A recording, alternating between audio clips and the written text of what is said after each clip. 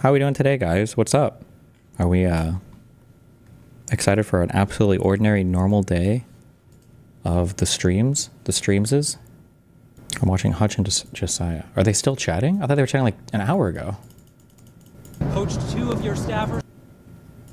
Just to button up on Mar-a-Lago, you're saying that Jeffrey Epstein poached 2 of your staffers? Who were they? Were they young? I don't want to say 2, or I don't want to say any number. You're talking about many years ago. But yeah, he took people, and because he took people, I said, don't do it anymore. You know, they work for me. And he took, beyond that, he took some others. And once he did that, that was the end of him. I didn't like, when they steal people, I don't like it.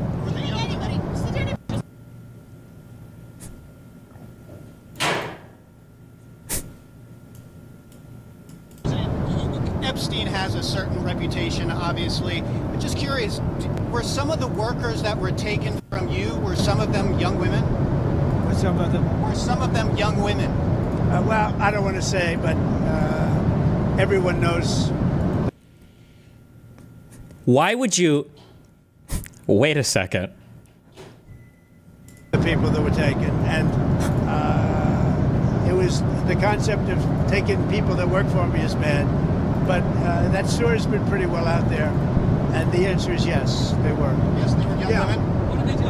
In the spa. In the spa? Yeah, people that work in the spa. I have a great spa, one of the best spas in the world at Mar-a-Lago, and people were taken out of the spa, hired by him. In other words, gone. And other people would come and complain, this guy is taking people from the spa. I didn't know that. And then when I heard about it, I told him, I said, listen, we don't want you taking our people, whether it was spa or not spa. I don't want him taking people. And he was fine. And then not too long after that, he did it again. And I said, out of here. Mr. President, did one of those stolen, persons, that include Virginia Jeffrey? I don't know. I think she worked at the spa. I think so. I think that was one of the people. Yeah. He stole her. And by the way, she had no complaints about us, as you know. None whatsoever. She was one of the accuser. Wait. It kind of sounds like, if you weren't paying attention too closely to that, it kind of sort of sounds like Donald Trump just admitted to sex trafficking his employees to Jeffrey Epstein. Wait, what the fuck is he saying here? Wait, hello? Did Donald Trump just say that he was sex trafficking his young female employees to Jeffrey Epstein? Wait, what? What?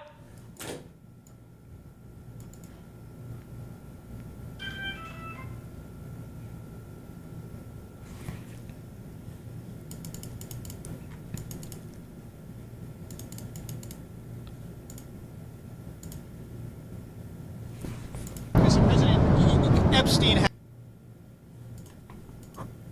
Oh. What? Why is this guy...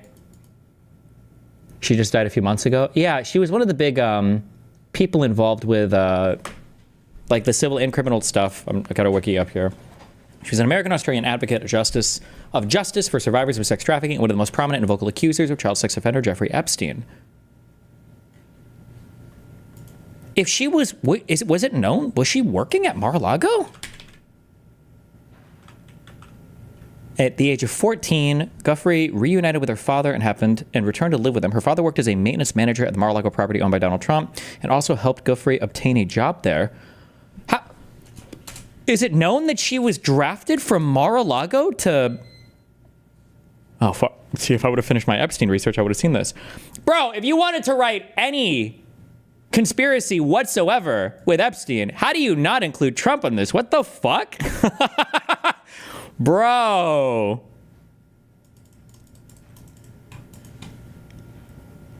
In mid-2000, Guthrie met Ghislaine Maxwell when working as a spa attendant at Donald Trump's private Mar-a-Lago club while reading a book about massage therapy. Maxwell, a British socialite and daughter of the late media tycoon Robert Maxwell, approached Guthrie, noted the book she was reading, inquired about her interest in massage, and offered her a potential job working for Epstein as a traveling masseuse, with the assurance that no experience was necessary.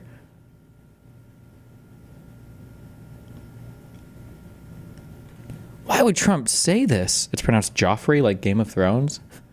He's so fucking stupid, dude. He's actually so fucking retarded. Pretty well out there. The answer is yes, they were. Yes, they were young Yeah. women. What do they do? In the spa. Jobs. In the spa. Yeah, people that work in the spa. I have a great spa, one of the best spas. Bro, in the I don't want to hear this shit. Stop doomer pilling me. Stop this. If any, I've said this a million times, like if anything was even remotely connected between the Democrats, if anything was even remotely connected,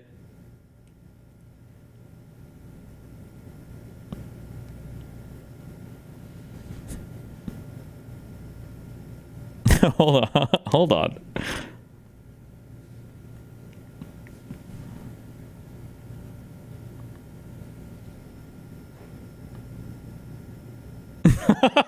Sorry, asked me in 6 months. If any Democrat was even remotely connected like this to, do I even have to say it?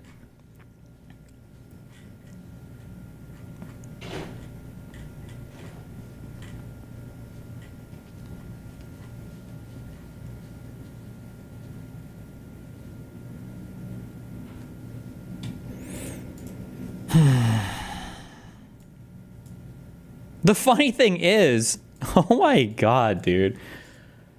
I've said this before and I will say this again.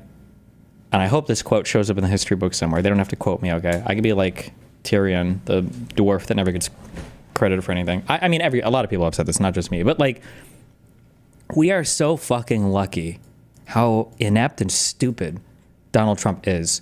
Because he has so much political capital in the United States. There are so many things that he could have done.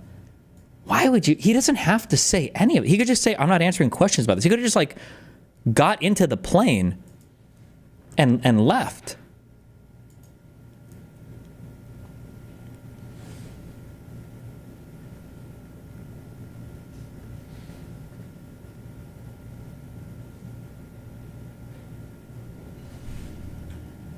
He could. Oh my God, thanks. Sleepy Joe Biden. Oh. You're hitting my daily pedophilia quote.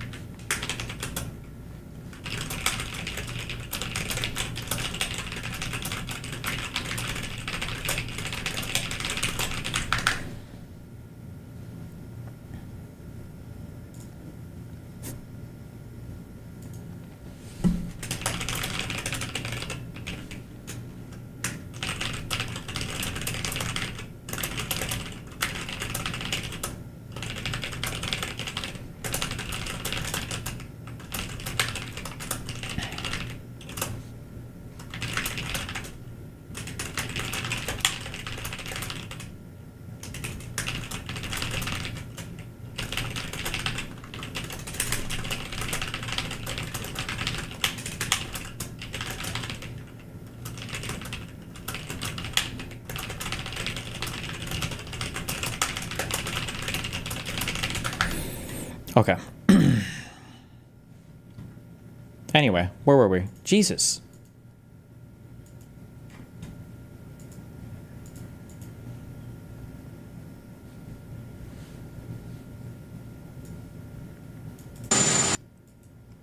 Stop with the airplane clips.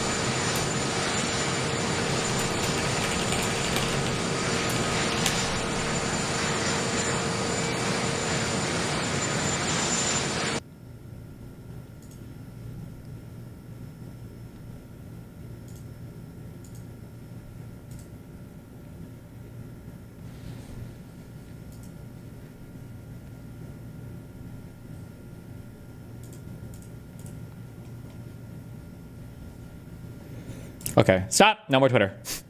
Okay. Breaking news. New York City shooting. What? Gunman was targeting NFL in Midtown office shooting spree. Like the Mr. NFL? Who did he end up shooting?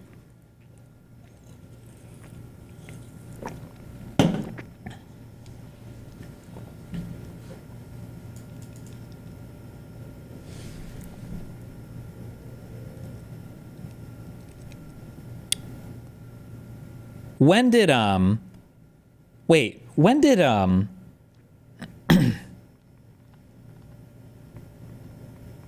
hold on. I'm starting to seriously consider this. When was it announced that the FBI was flagging Epstein files for Trump?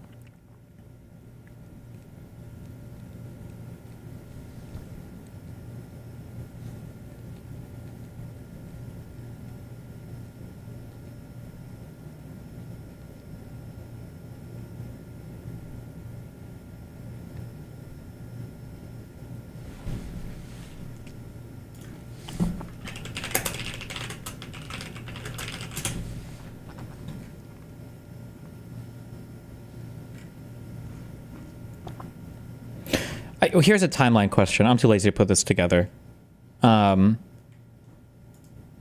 Is there a world where Pam Bondi did the phase 1 thing because they actually did have a whole bunch more, not like smoking gun stuff to post about Epstein, but they actually did have a lot more information about Epstein. Pam Bondi knows this because Patel or Bongino, whatever, told her. And so she does the part 1 thing. And then she goes to look at the part 2 release and she's like, a lot of this kind of has Trump all over it. And that's why they aborted any part 2 release. Because once the FBI started flagging all the files with Trump in it, she was like, there's no way I can release this. And that's why they basically aborted that entire line of release. I don't know what the timeline is on all of the...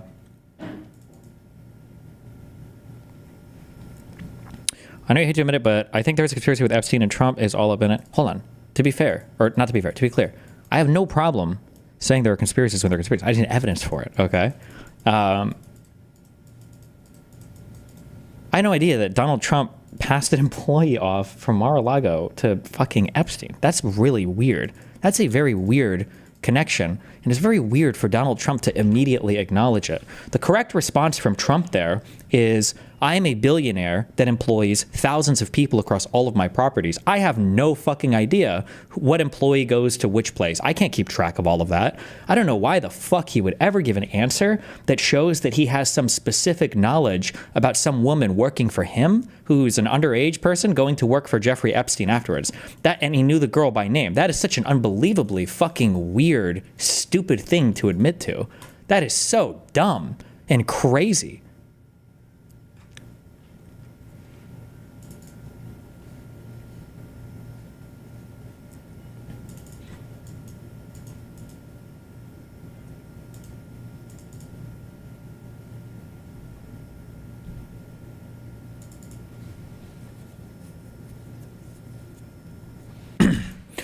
Somebody said, it's time to admit that Georgism is epic and based and that an LVT is America's last hope.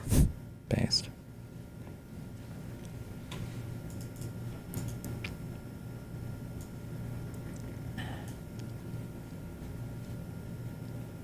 January, Trump said he would release the Epstein files. February, Bondi said the files were on her desk and will be released soon.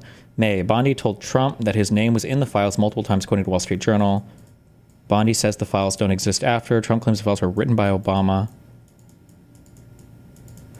You know what I wonder? I feel like my posterior has like changed to this almost, like 51% plus. I wonder if it was like a wink, wink, nudge, nudge, where Trump is like, she'll have fun working for Epstein. He'll like her. She's hot and young. And he kind of knew, but there's like not enough there to actually like convict him of like a crime of sex trafficking. Like the FBI just didn't have enough to like directly implicate him. And that's why the investigation ended where it was. So if you wanted to dump all the files on it, which again, ideologically, I think that, I mean, you shouldn't dump like investigations that were ended for whatever reason. But in this case, I think that there is a stellar reason to. I wonder if that's what happened. And so now the FBI did have a bunch more info Bondi didn't look into it or didn't go through it carefully enough. And then afterwards she realized, we can't release this, bro. It's going to fuck you hard.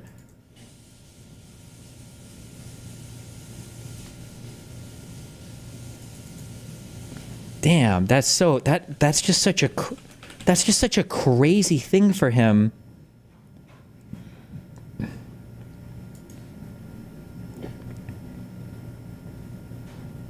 Epstein has a certain reputation, obviously. Mr. President, Epstein has a certain reputation, obviously. But just curious, were some of the workers that were taken from you, were some of them young women? Were some of them? Were some of them young women? Well, I don't want to say, but everyone knows the people that were taken. And Like, I don't want to say. That can work if you're a man of discretion, but that doesn't work for Donald Trump. I'm sorry, but you say and brag about fucking everything always. So when you say, I don't want to say, you're almost like saying you fucked it yourself. Like, that's such a crazy admission of guilt almost from like Donald Trump. Like, it was the concept of taking people that work for me is bad. But that story's been pretty well out there. And the answer is yes, they were. Yes, they were young women. What did they do? In the spot. wait, did he just do a Kanye Wester? Kanye's like, I'm not going to say who it was. It was a Jewish doctor, right? Did he just do that? I don't want to say, but yeah, she was. Were some of the workers that were taken from you, were some of them young women? Were some of them? Were some of them young women? Well, I don't want to say, but Okay, I don't want to say, but everyone knows the people that were taken. And it was the concept of taking people that work for me is bad. But that story's been pretty well out there. And the answer is yes. but yeah, I don't want to say, but yeah. Oh, he's getting old because he's a senile fuck. He doesn't even realize what he's admitting to. They were. Yes, they were young women. What did they do? In the spa. Jobs. In the spa. Yeah, people that work in the spa. I have a great spa, one of the best spas in the world at Mar-a-Lago. And people were taken out of the spa, hired by him. In other words, Like, do you understand what you're saying here? Like, Jeffrey Epstein came to my spa at Mar-a-Lago to hire underage girls to fuck them? Why would you ever say all of this so cleanly and clearly in one line of dialogue? Why the fuck would you ever say this? It's so actually fucking retarded. in other words, gone. And in the world at Mar-a-Lago. And people were taken out of the spa, hired by him. In other words, gone.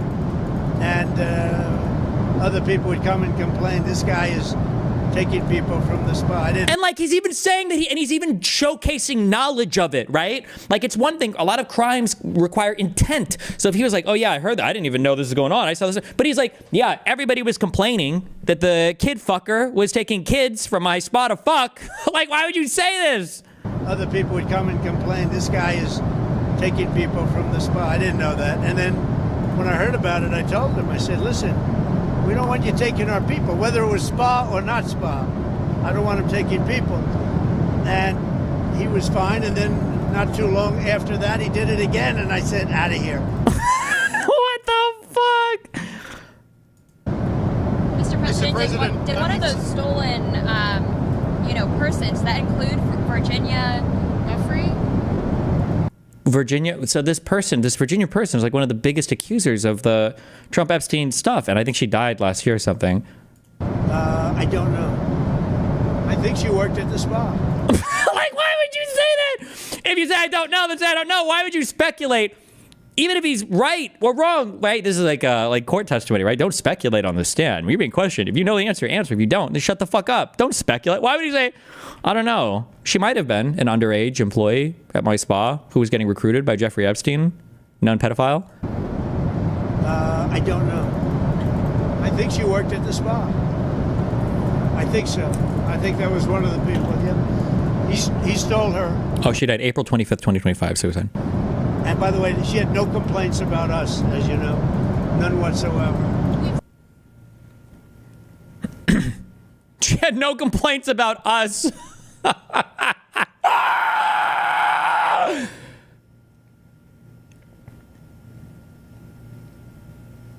What do you even say to this?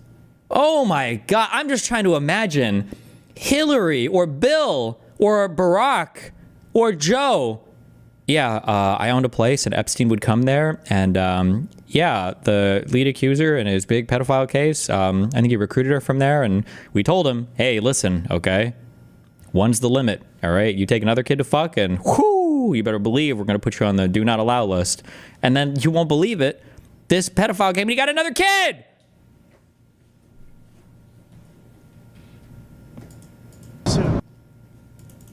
Bro, you talking about the Hillary Clinton, the Seth kill list or whatever?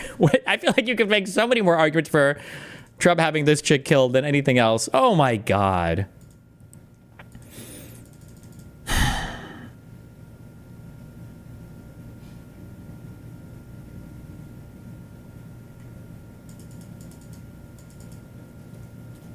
She was hit by a bus less than a month before the suicide. Is that true? Sorry, that's not funny, but like he typoed inside of his death note.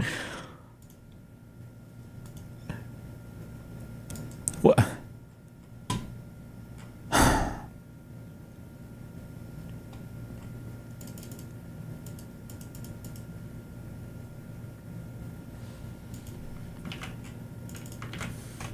Did you ever look at the Katie Johnson v. Trump testimony? I came to this interview. I don't trust people with the last name Johnson or Smith. Oh, the... Okay, I don't want to... I'm not trying to besmirch or take away anything from testimony like this, but my understanding is these are all civil cases. So it could all be absolutely true, and you should like verify and validate and corroborate everything she's saying. It might all be 100% true. I just don't know. I just don't know. I hadn't dug into it. But this is testimony for a civil case, to be fair, I guess, for whatever the fuck that means. But...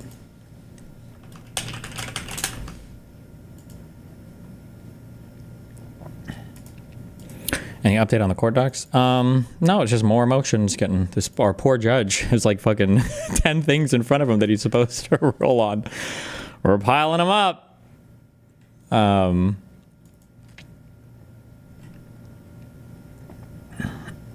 think it's just them. They're just trying to amend the complaint to add Abby, the person who admitted on Twitter to dodging subpoena to her complaint, who was in my house taking pictures of my shit when I wasn't here and bragging about it to people. Feels good, man. What am I looking for?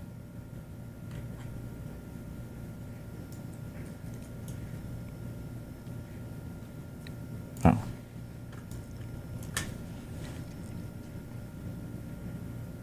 Oh. I have this somewhere in my email, but yeah, they accused me of gaslighting the court again. I don't know why they typed this or why they say this, or maybe in federal court, maybe gaslighting is a term that gets used a lot more. But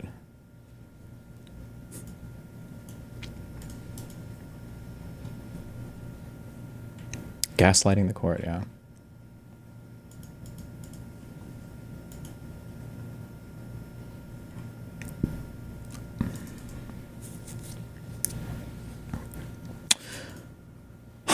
Anyway.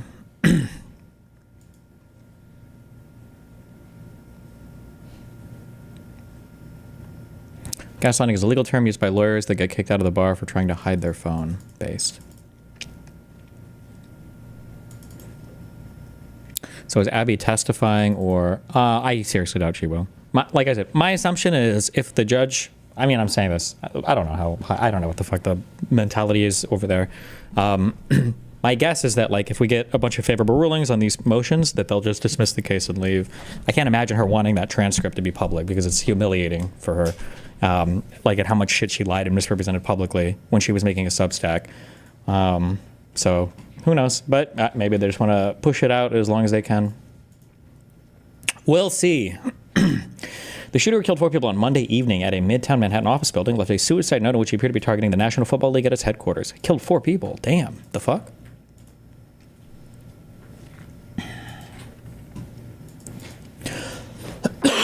Also, Ghislaine requiring clemency before testifying to Congress. I see people making statements like that. I don't think that's necessarily that out of whack. That's not crazy. Now, it can be abused, obviously, by this administration, but if you have somebody who's in prison and like, you know, you've investigated all you can and, you know, it's, what are you going to do? If you want to get more information out of them, you can offer them like a daily deal where it's like, listen, whatever you talk about right now, you know, we're not going to prosecute you for it. And the goal is to get them to incriminate more people or something, because otherwise they'll just plead the fifth and they're not going to testify to anything. So like, it makes sense that like that type of thing isn't on its own necessarily a bad thing, but I mean, who knows what this administration is asking for. The new motion mentioned something about the Google Drive. Yeah, they're trying, again, I said this before, this is the argument they ripped from KB Farms. They're trying to run with this argument that if you send somebody a link to a file, or if you send somebody a file on Discord, it counts as infinitely transmitting the file, because if you send them a link to a thing, then they have access to it forever, whereas if you just send, but I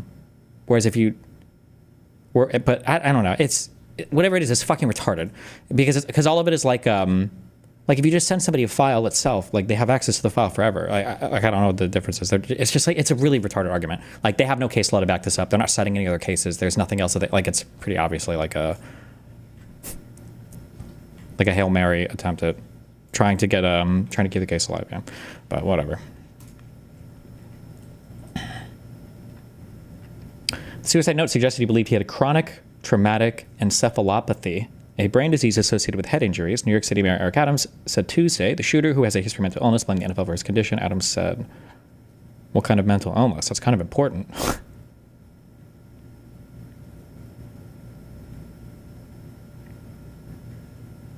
Holy shit.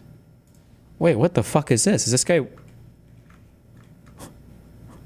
What the fuck? It's like a Spaz 12 or whatever? Wait, oh, bro! This guy's like...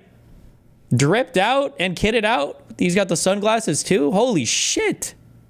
AR-15. Jesus. He even double parked on Park Avenue during the evening rush. What a piece of shit. Got out with a rifle in his right hand and started shooting as soon as he was inside the building lobby, the police said.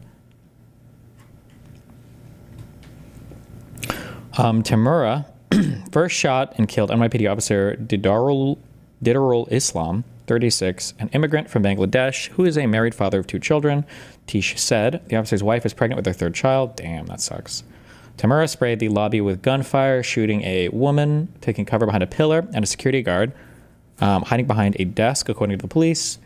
Wesley Lepatner, a senior managing director at Blackstone, was killed in the attack, the company said Tuesday. Jesus Christ. This guy just like walked in with a fucking rifle and...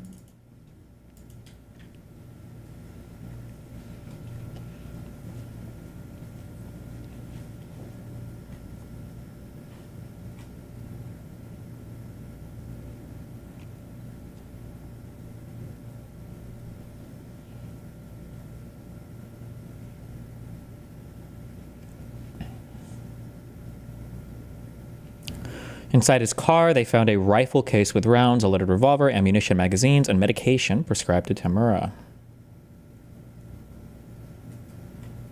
Damn.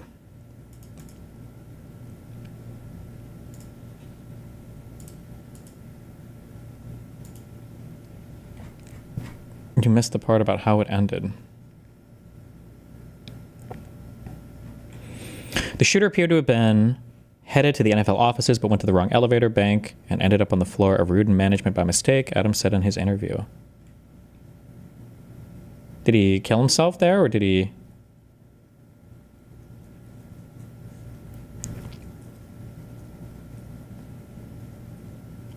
Yes, first. Our hearts are heavy. And our hearts are heavy. 5 innocent people shot tonight. We lost 4 souls to another senseless act of gun violence, including a member of the New York City Police Department, Officer Islam.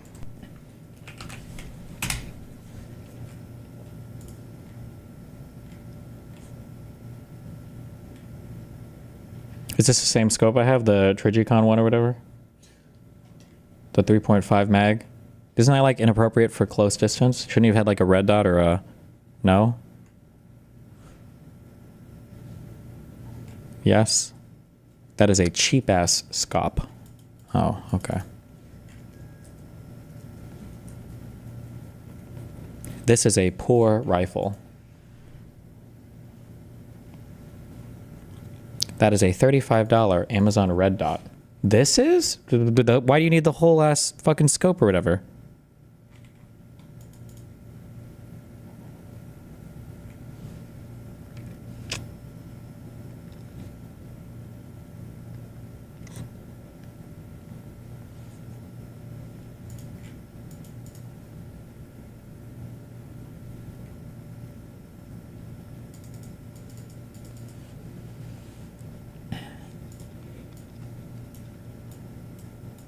Why am I'm not supposed to click links from chat until I'm done with the news. Fuck. Jesus.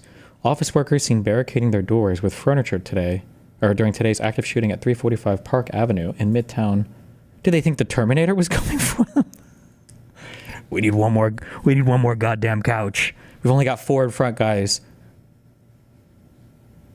That's a hallway, to be fair.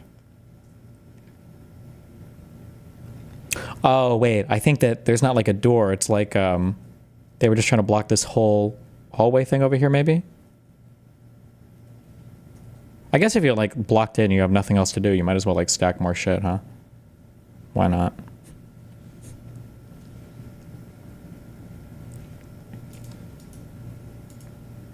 Although I don't know why they wouldn't put, I feel like they needed heavier stuff here. Like, imagine if the shooter was Mike from PA. He could have just come in punching.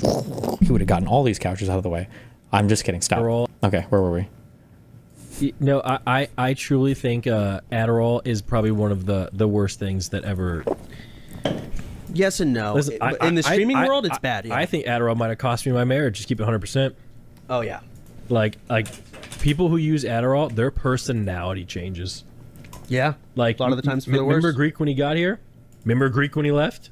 That's Adderall definitely kicked in there. Yeah, and it's just I stay away from that, you know. That's we will happily go into that later, but back to the creature. No, I think this is probably true. Something to keep in mind, a lot of these streamers, and by a lot I mean almost all streamers, abuse the fuck out of like Adderall and similar ADHD drugs. If you don't have ADHD and you're starting to use these things, and the thing you're looking for, if you're looking to get control of your executive function from some kind of methylphenidate or amphetamine, there is a regular dose that you can take, and then you can have that and generally be okay. Like 50% of people, I think, never have to even go higher than their prescribed dose in their entire life. But if what you're looking for is the ability to like stay awake or feel like locked the fuck in or whatever, that's like, I would say that that's like a high feeling that you're looking for. That is going to fade or taper off, and you're going to have to keep upping your dose, and that is going to fuck with you over a period of time. If you're having to take more and more and more, you're probably going to feel like shit when you're not high, because the base level of like dopamine and everything that you're used to having in your brain is going to be so high, and norepinephrine is going to be so high that you're going to feel like shit when you're not high, and then when you're getting high, you're going to have to take a lot to actually get back up there. So that if you want to abuse it, do it sparingly, I guess. But doing this over a long period of time is going to fuck with you a lot, yeah.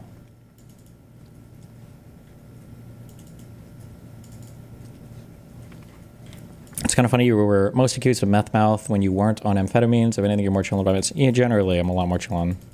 Yeah, but also, like, because I've adjusted to it, right? Because I've been taking it for over a year now. Like, I can take a Vyvanse and go to sleep, right? Like, if I take it late, I can just, like, nap afterwards. It's not going to keep me awake. If you're looking to, like, take an amphetamine to be wired and to stay up and stuff, you're going to have to keep upping your dose, because that's not like a therapeutic effect. You're looking for, like, a high at that point.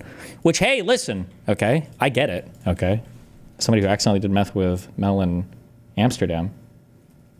Meth turns you into a 250% human being, okay? You're smarter, faster, you don't need to eat, you don't need to sleep, you're confident, time whizzes by. Listen, I get it, but sparingly, all right?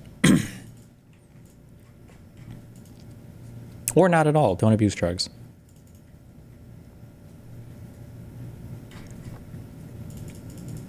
Doesn't Adderall make your jaw move excessively, or is that just a myth? I would be surprised if people abusing Adderall were moving their drugs. The thing that I think is that I think that when you're doing stimulants at a very high dose, like very high recreational doses, I don't know why, but it causes you to clench your jaw a lot. You do a lot of like this kind of thing. Like if you're somebody, like if you've ever done MDMA, sometimes people will give you gum to chew. You can like chew up the sides of your tongue, or you can chew the insides of your cheek because you're constantly doing this. If you're doing cocaine, I know that people can, I think sometimes have that. And I think if you're doing really high doses of recreational like methamphetamine, I think that can happen. But if you did like, if you're just doing a lot of like Adderall or something, if you're not like mega dosing it, I'm not sure if you would get that same thing. I don't know. I'm not 100% sure. Right.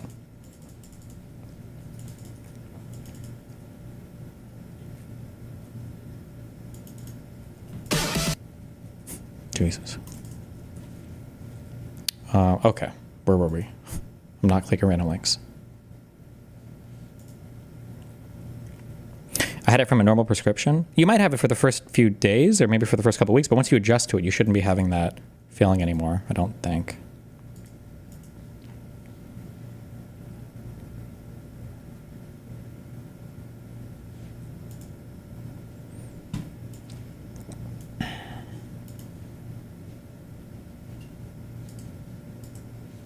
Like the Roger Stone deposition, Destiny, that Joe was going. Yeah, Roger Stone might be like abusing stimulants maybe there. But also, I think that another thing that can cause people to have it looks kind of like meth jaw. I think that if you are newly, if you've just gotten veneers, you might also have that appearance as well, where your like jaw is adjusting because of the surgery and everything. And Roger Stone might have had new veneers in that video. I don't remember.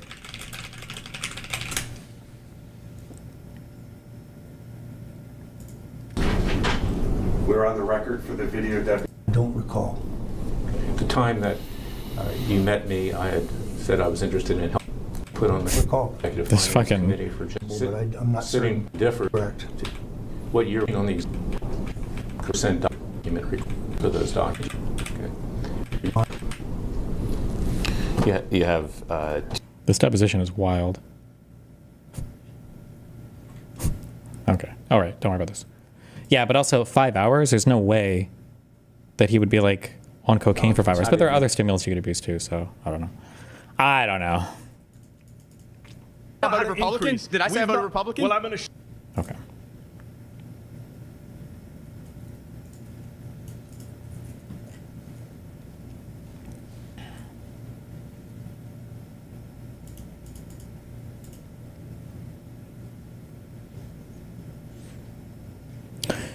U.S. blocked Taiwan president from New York stopover after China intervened. Report. The United States blocked Taiwan's president from making a stopover in New York en route to Central America. Why? The reported decision by the Trump admin comes as the U.S. is amid sensitive trade talks with China. Beijing objects to any official U.S. engagement with Taiwanese leadership. The complex dynamics are amplified by the backdrop of U.S. legislation like the Taiwan Relations Act, which guides American commitments to Taiwan security and underpins unofficial commercial ties.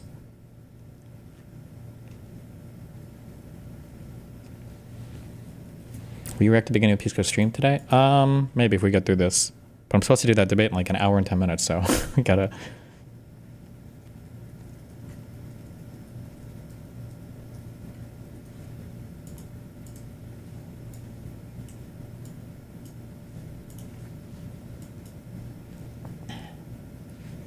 Trump temporarily drops export controls to smooth negotiations with China. I don't even know where the fuck we're at right now with the... like the tariffs are on and off and on and off and delayed and 10% and 100% and I have no idea.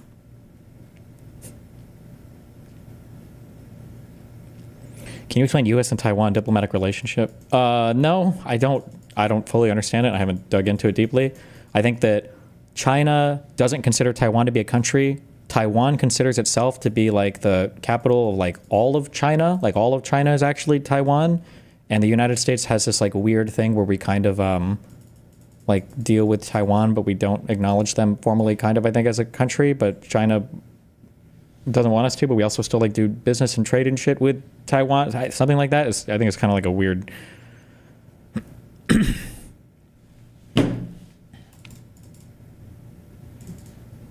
No, they don't anymore. Now Taiwan is just their own country. Oh, okay. Taiwan don't really claim that anymore. All right, never mind. Maybe Taiwan doesn't have that position anymore.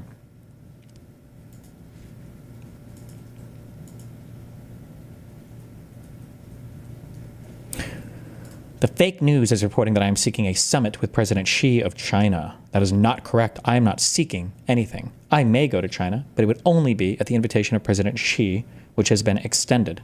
Otherwise, no interest. Thank you for your attention to this matter. What? Okay. He's such a high school girl.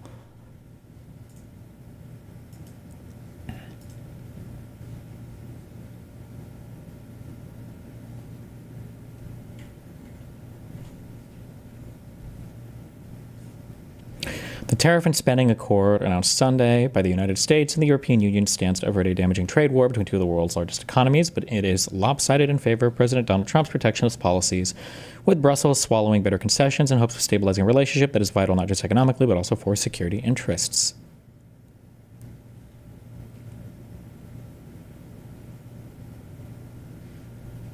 The REF agreement, which allows Washington to raise tariffs on EU goods while the Europeans promise to buy more U.S. products, quickly came under sharp criticism in Europe. Despite feisty rhetoric and vows to stand up to Trump, EU leaders largely acquiesced to the U.S. leaders' ever-changing demands. What does that even look like? How do you promise to buy more shit from the United States if you're the European Union? Like, what do you do there? Do you force your consumers to only buy? Like, how does that even work? How do you force your consumers to buy certain products? Or maybe you just ban exports to the United States if you're not buying enough or something? I have no idea. The laptop.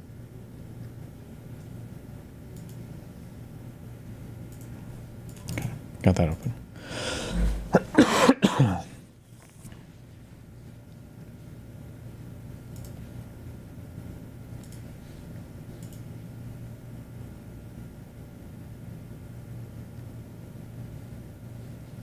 But European officials and analysts said the tentative agreement does not end the uncertainty because so many details must still be worked out. Okay, so we don't really have a deal yet with the EU.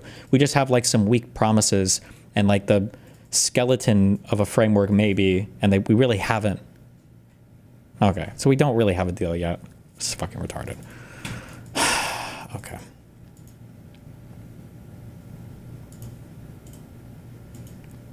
Oh, Charlie, I hear you, but it's hard for me to think that this is the type of deal on that. So, Charlie, I hear you, but it's hard for me to think that this is the type of deal that would have been done in his first term, because between the whole Russia thing and people not taking him seriously, I think if you look at where we were in April and then see what's coming from Indonesia to the Philippines, now the Japan, Vietnam, and now the EU, I think he's pretty much defying almost all of his critics that he didn't have a plan. What about this? 50% tariff on EU steel and aluminum. The big picture there, how is that going to affect all of us? Well, it's gonna make America great again. Theoretically, if we need to buy steel from them, it's going to cost us more. I mean, again, Brian, you kind of... Oh, shit. Who's this guy? He's not towing the party line. Put this in context. Every penny we get from them is being passed to the U.S. consumer. So remember that. Not necessarily, right? It's got to be the choice. Oh, yes, necessarily. You can get because if the company buys it, they can set the price. Some companies will eat it for now, and they have but at some point, so far. But remember, companies don't report to the president; they report to shareholders, and they have a fiduciary responsibility for profit margins. And at some point, and that point is coming. I mean, you can see it. There have been price increases on certain goods. I mean, there's no doubt. And, this deal has just been cut. So I would just say this is good. It's good to have a trade deal. It's better than, and by the way, 15% is manageable. It's not going to blow up the global system. But let's be real clear here. Yeah, 15%. They sound like leftists, like socialists when they say shit like this. Like, corporations are stealing money from us, and we need to just make them not steal money from us because they're just stealing money by having large profits that they don't need, and it's all just stealing money. So, 15% hike on cost of goods shouldn't really matter, right? They're just being greedy anyway, right? Like, this is an uber progressive or socialist talking point, but okay. It's good to have a trade deal. It's better than, and by the way, 15% is manageable. It's not going to blow up the global system. But let's be real clear here. Tariffs cost. They're a tax. That tax often gets passed on to consumers. Right. And, unless they want to make it here. Remember, and that's also a goal. But so... Planned.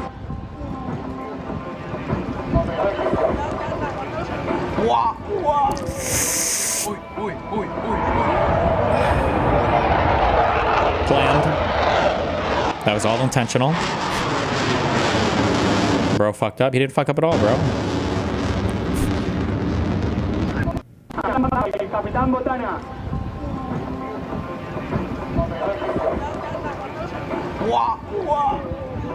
What a cool maneuver.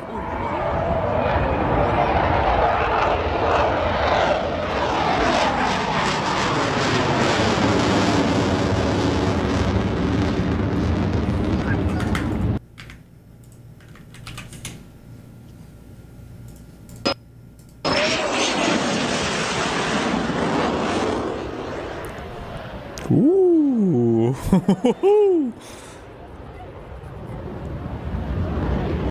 Ah, he detected a flock of birds, see? Oh, actually, there is a flock of birds. You can see them all here. Oh, maybe that was intentional then. Damn. Maybe. I have no idea.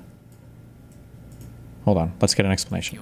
Muchos habréis visto la maniobra que hizo al entrar en el espectáculo aéreo de Gijón el F-18 del Ejército del Aire y del Espacio. Me habéis preguntado muchísimas personas acerca de esta maniobra. Por internet he leído absolutamente de todo, que no pasó absolutamente nada, que fue una maniobra completamente premeditada por el piloto porque quería hacerse el chulo, que se le apagó un motor. Así que tras hablar con gente del Ejército del Aire y del Espacio, os puedo decir que el piloto vio una bandada de pájaros justo cuando estaba entrando en el espectáculo y tuvo que reaccionar para esquivarlos. De hecho, se puede ver en alguna foto cómo está pasando el avión y justo al lado tiene las aves. Este tema fue ya protagonista hace cosa de un mes y medio en el espectáculo aéreo de Aire 25, cuando un Eurofighter impactó con un ave y se le rompió la cúpula. Afortunadamente, como ya sabréis, el Eurofighter pudo aterrizar sin mayor problema. Pero en este caso, con respecto a la maniobra del F-18, quiero desmentir que haya sido algo intencionado por el piloto para hacerse el chulo volando más bajo de lo normal, y lo digo porque de verdad he leído de todo por internet. Espero que los que estuvisteis ahí por el espectáculo os lo pasarais bien, y los que fue vuestra primera vez escuchando cazas, ponedme en comentarios qué opináis.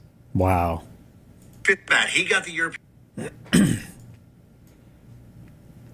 Somebody said, explain this about the tariffs. Union to agree to purchase $750 billion worth of energy from the United States. $750 billion. Do you think it's occurred to anybody that with Donald Trump's trade deal with the EU, combined with the trade deal he just signed with Japan, that's more than 100% of our energy exports?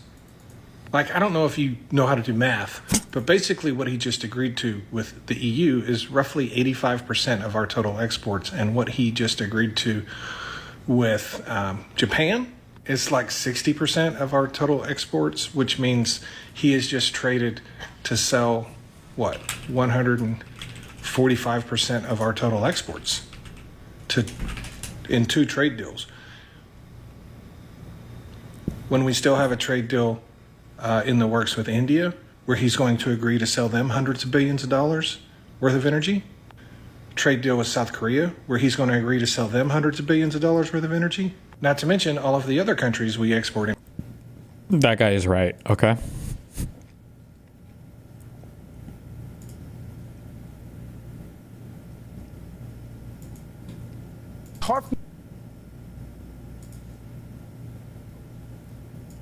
Said that he was a taco president, and it looked like the world chickened out.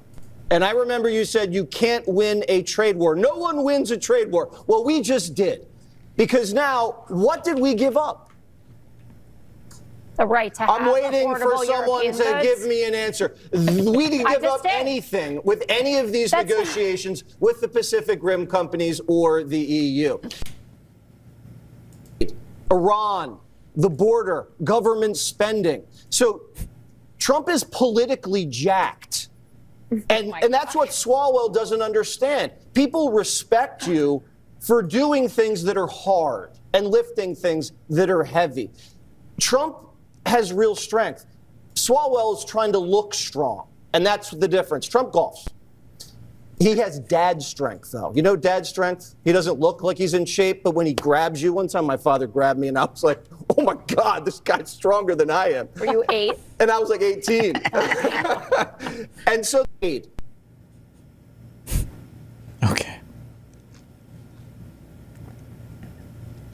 Well, just about every indicator, the U.S. economy is holding up remarkably well. When Donald Trump launched his global trade war, economists and markets said that his tariff policy would slow the economy, drive up prices, and dramatically reduce global trade. And yet stocks are at all-time highs, the country's employment is strong, its economy is expanding, and the expecting surge in inflation hasn't materialized. Canada's economy has shown surprising resilience as well, with consumer spending starting to pick up last month and unemployment declining. Economists told CBC News it's unclear whether the tariffs impact was overestimated or if further pain lies ahead, but they say resilience in both countries is fragile. It can be quickly upended if the trade war worsens or expands.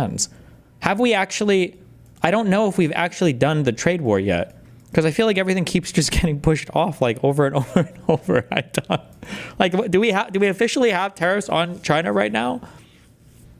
I feel like the worst of the tariffs like haven't really been implemented yet. When the levies were first announced last spring, businesses around the world scrambled to get products out the door and into the U.S. This has led to a huge stockpile of products, and it means American importers have not yet had to bear the worst of the tariffs. There's a lot of front running, and that may be one of the big reasons why we haven't seen much impact yet. There's probably some pain to come, but I don't think it's going to be as bad as many economists were fretting about earlier this year, at least for the U.S. I wish they had numbers here.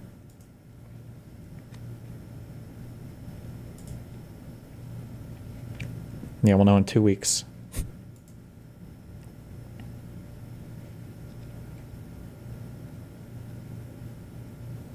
Consumer confidence increased in July after declining last month as concerns eased about the outlook for the broader economy and the labor market.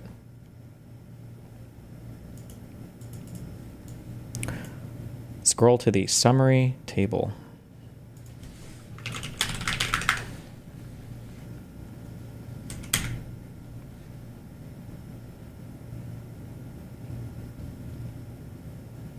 February 10th, 2025, 50% tariff on steel and aluminum products.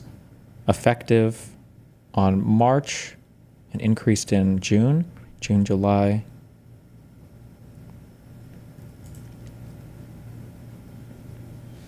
Is the money connected at is the money collected at ports? Trump keeps saying numbers. Are these like officially reported numbers anywhere? Like, can we know for sure about that?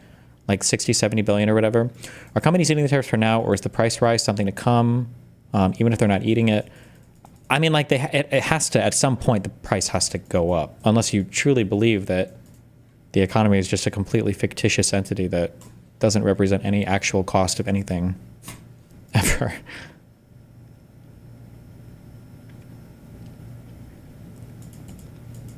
Did you see this weird-ass Jesse Waters clip?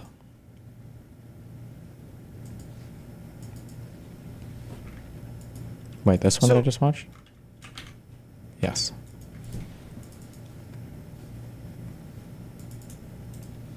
Car parts have definitely increased.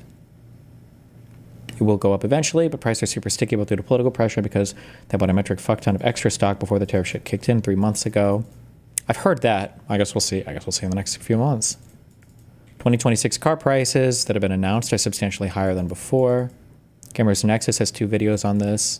We've watched the Gamers Nexus stuff on it. Those are really good videos.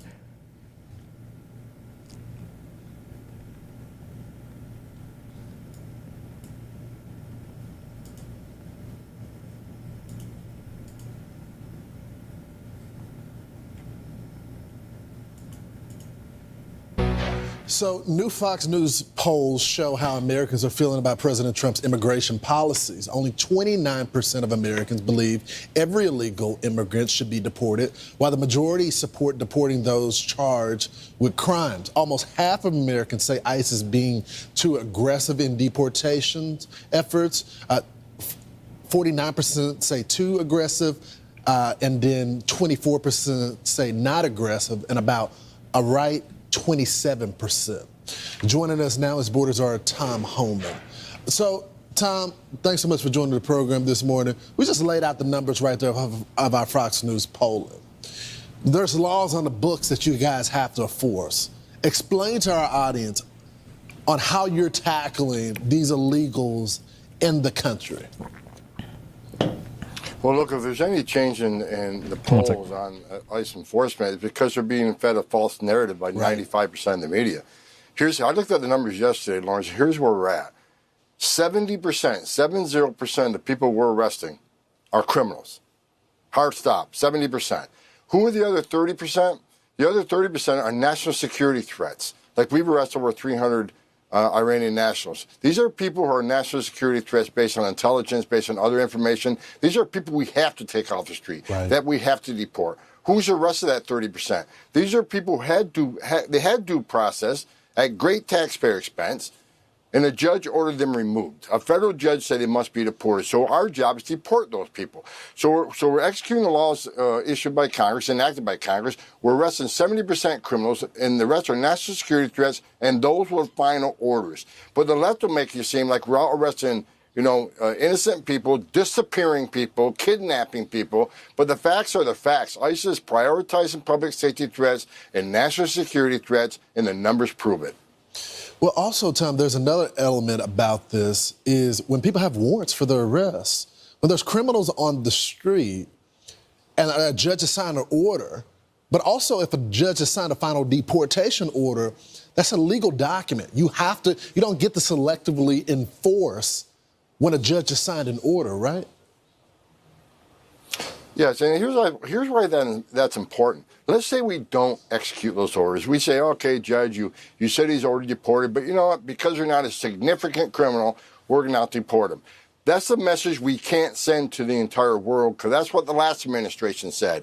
We got to show the world that we're a nation of laws. If you break our laws, you're going to be held accountable. There are consequences. And because we're doing that is one of the reasons why we have the most secure border in the history of this nation, because we send a clear message. There are consequences for those who got by the Border Patrol. There are consequences for those who are illegally released by the Biden administration. Let's not forget, 10.5 million illegal aliens came to our border under Biden, and they were released on purpose. And 9 out of 10 of those people, based on immigration court data, 90% of them end up with an order removal. We have to execute them. If not, you might as well just shut down the immigration court, because orders don't mean anything anymore. Take the Border Patrol off the border, because no consequences. If you look at what ICE is doing, we're doing exactly what President Trump promised the American people. We're making this country safe again every day. So, Tom, Senator Van Hollen is at it again. He once defended the Maryland man who had a criminal record as well, was a part of the cartel.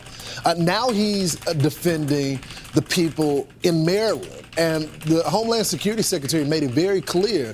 Look at the records. These are some of the monsters, as she put it, that he's defending. We got a full screen of it where you can see her Twitter posts of all of the people with records that he was defending. What is your response to the senator? He's an embarrassment to the position he holds. The Democrats are upset because we're proving every day what a national security threat, a public safety threat the Biden administration allowed, and he was silent. Him and the other Democratic leaders were silent.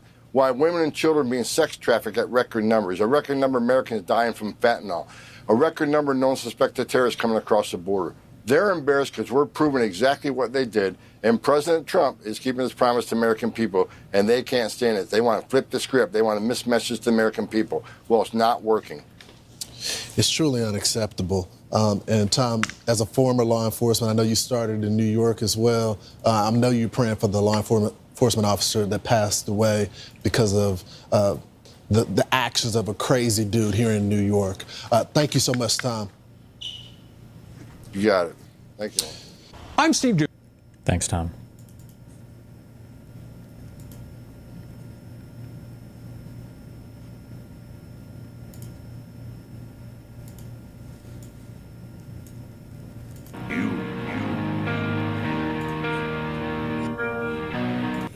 I work in construction and purchase millions in steel every month. Our steel suppliers have sent us 7 notices since January, each with a 50% price increases. It has been unsustainable for our business. The steel mills are not eating the costs. We are as a subcontractor. Yeah, I was just reading this. One of the abundance guys wrote an article on this. And one of the things is apparently, I said earlier in that other article, I wish they had like a link to how much was imported, but apparently they did import a fuck ton of shit right before a lot of these tariffs went live. So it could be that manufacturers are sitting on a huge stockpile of stuff, so they haven't had to raise prices yet, and they're just trying to eat some of the inefficiency here, and they're hoping that something changes, I guess, with the tariffs before, I guess, a couple months before they have to start eating through this. And yeah.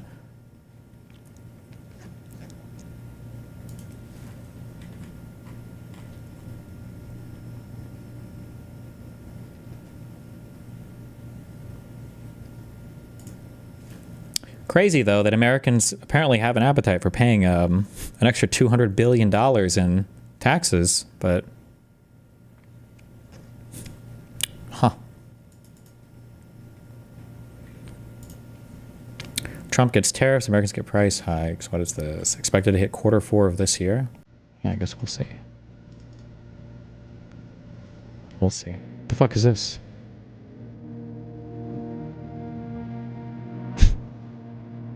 Who is this voice from?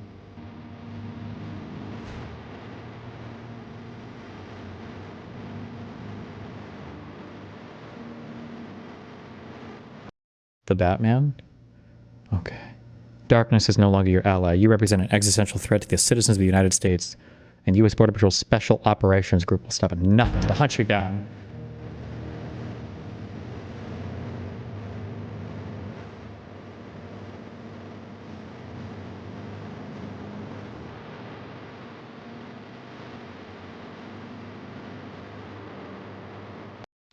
So freaking epic, dude.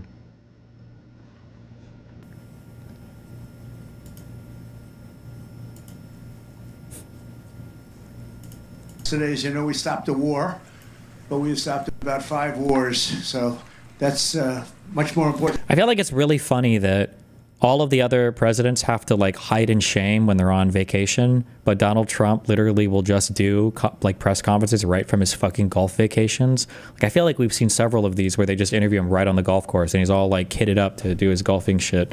And yeah. Wars, so that's much more important than playing golf.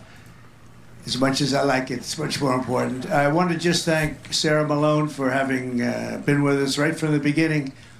She was young and not experienced. Now she's still young and very experienced, so I just want to thank you. Uh-oh, careful. Oh, never mind. Epstein's dead. She doesn't have to worry. And one yesterday, as you know, we stopped a war.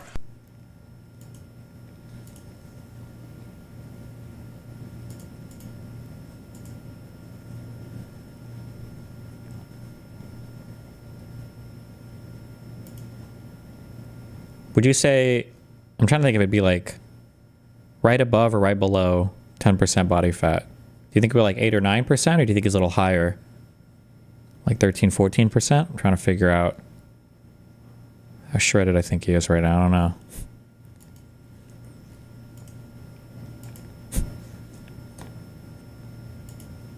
South Carolina Congresswoman Nancy Mace, member of the House Oversight Committee. Great to have you. And the president's absolutely right. Of course we can talk about this. And I want to know from you, what's at stake with an investigation like this in terms of getting to the truth?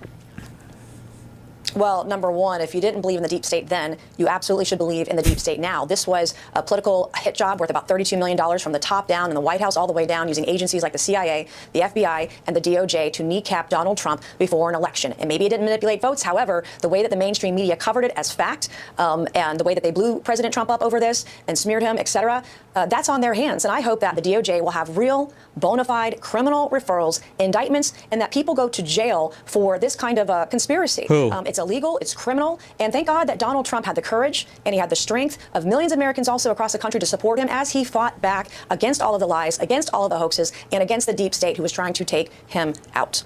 Well, the DNI's office posted a photo of the New York Times and Washington Post covers. And this comes from just one day after DNI Gabbard's announcement, with no sign of the story anywhere. Unbelievable. Traitors. On these papers. Legacy papers. The caption, "Hey, New York Times and Washington Post, why are you afraid to tell the truth to the American people?" Here's Gabbard. They don't actually cover the revelations that these intelligence reports and the... Okay, Cruella de Vil. I'm good.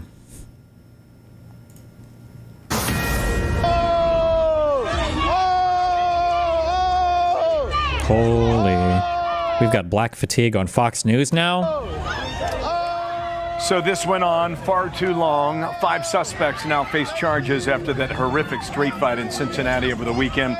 More arrests, we're told, but could be coming as that video burns up social media. Now the Trump administration weighs in. Brian Yennis has the fallout. Why is the Trump admin weighing in on some random crime in a state? Wait, Yet what? Again, it's been 4 days. What do we know now, Brian? Good morning. Bill, good morning. Yeah, 4 days and a ton of reaction to this viral brawl. The Trump administration's DOJ now suggesting hate crime charges could be coming. The Assistant Attorney General for Civil Rights... Was this in D.C.? No, it said Ohio. Why is the admin weighing on this at all? What, were they illegal immigrants or? Meet Dillon writing, quote, "Our federal hate crime laws apply to all Americans. We Civil Rights will monitor closely how local authorities handle this attack. Nobody in our great nation should be the victim of such a crime and where race is a motivation. Federal law may apply." Vice President J.D. Vance also weighing in yesterday while speaking in Ohio. What I saw is a mob of lawless thugs beating up on an innocent person, and it's disgusting. And I hope every single one of those people who engage in violence is prosecuted to the full extent of the law. When you have a grown man who sucker punches a middle-aged woman, that person ought to go to jail for a very long time.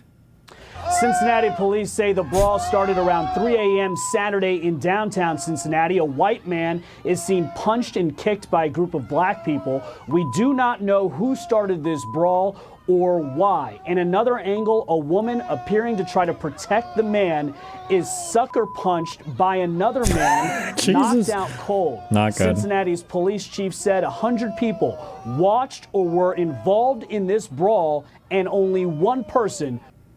Wait, is she dead? Wait, this is real. This is a real video, right? Wait, why isn't her body doing the fucking, doing the thing? Why is she just like laying like this?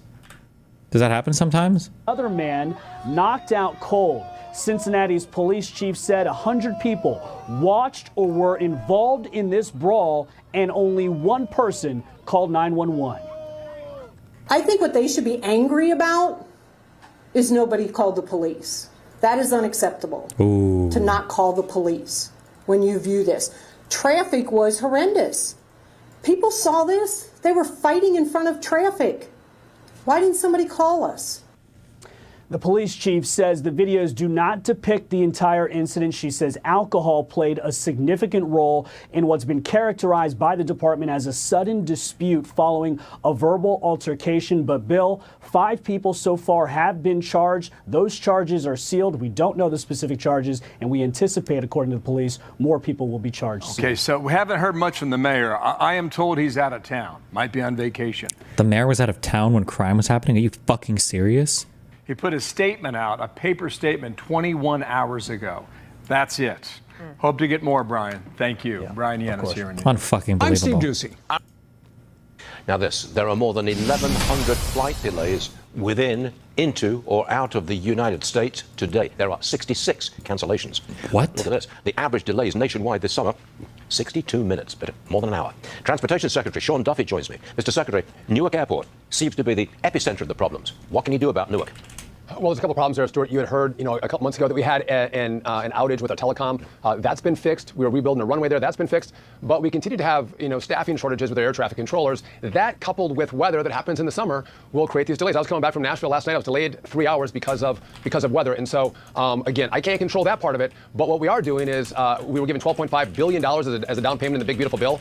We are going to rebuild our telecom network. We are pulling every string to get more air traffic controllers trained up, more air traffic controllers that are trained to stay on the job and not retire. And so this is going to take us some time. The problem, Stuart, was that the last administration, Buttigieg and Biden, they knew this was a problem, and they did nothing to fix it. Before I got this job, President Trump said, we are going to fix our air traffic control system, and we're going to make it the best in the world and function for the American people, and that's exactly what we're doing. It seems like a whole lot of problems. Damn. How much longer can they blame the last administration?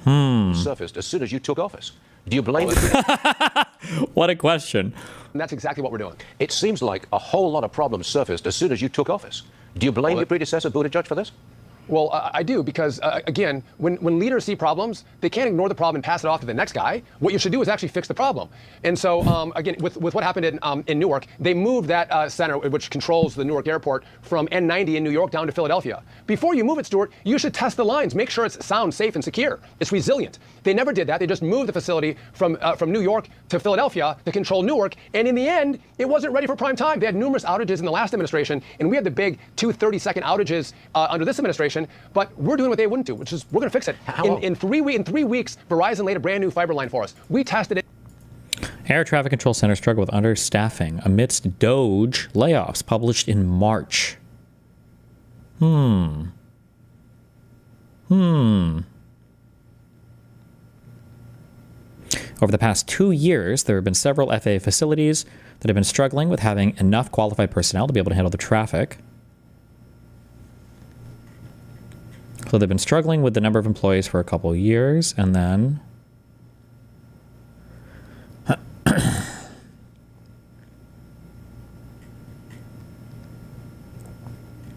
due to the Department of Government Efficiency's budget cuts and layoffs, the FAA staff continues to decrease despite the recent aircraft fatalities. In February, another 400 FAA personnel were let go. No air traffic controllers were laid off, according to FAA Administrator Sean Duffy. However, the 400 people who were let go held direct roles in supporting safety inspectors and airport operations, such as aviation safety assistants, maintenance mechanics, and nautical information specialists. Rip. Fucking Biden. God damn it. God damn it.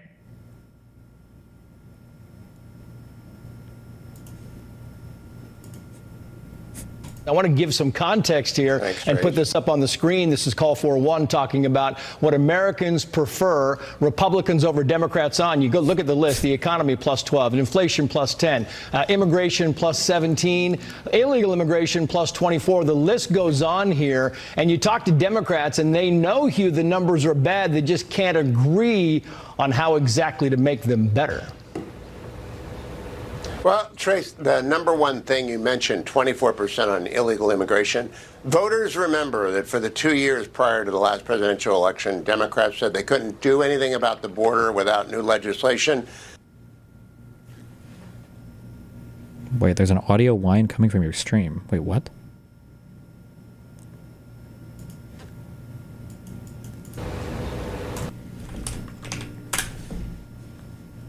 Mentioned 24% on illegal immigration. Voters mentioned 24% on illegal immigration. Voters remember that for the 2 years prior to the last presidential election, Democrats said they couldn't do anything about the border without new legislation.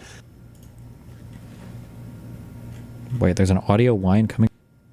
No, it's the AC thing, bro. Jeez. Well, Trace, the number one thing you mentioned, 24% on illegal immigration. Voters remember that for the 2 years prior to the last presidential election, Democrats said they couldn't do anything about the border without new legislation.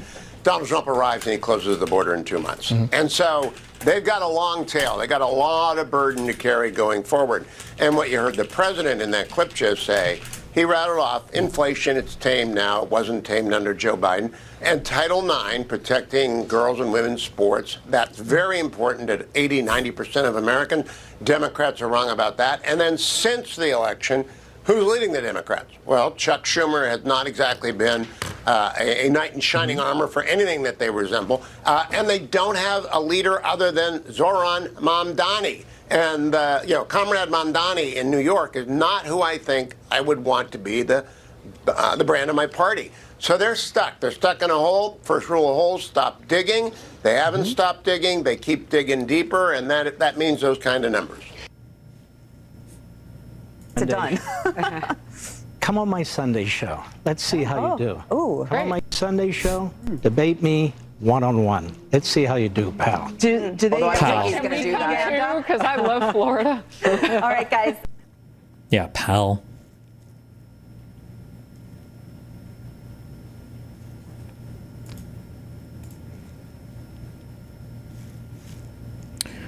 Republicans have introduced a bill to remove John F. Kennedy's name from the Kennedy Center and replace it as the Donald J. Trump Center for Performing Arts. Really? Why? Dick ride harder, please.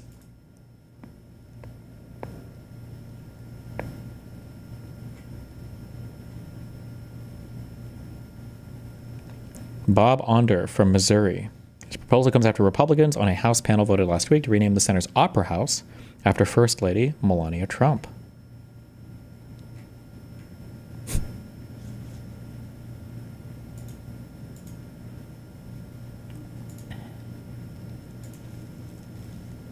Worst case scenario famine unfolding in Gaza under Israel's offensive, Global Authority on Hunger says. The alert came as the total number of Palestinians killed since Israel launched its assault past 60,000, the health ministry in the enclave said Tuesday. Donald Trump will fix this, I'm sure, soon.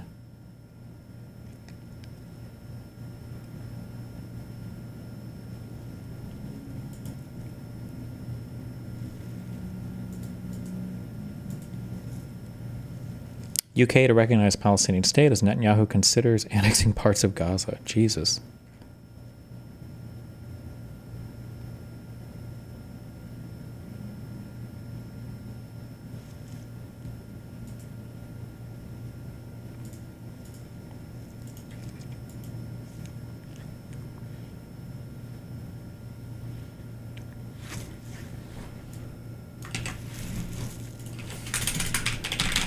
Pipe linker.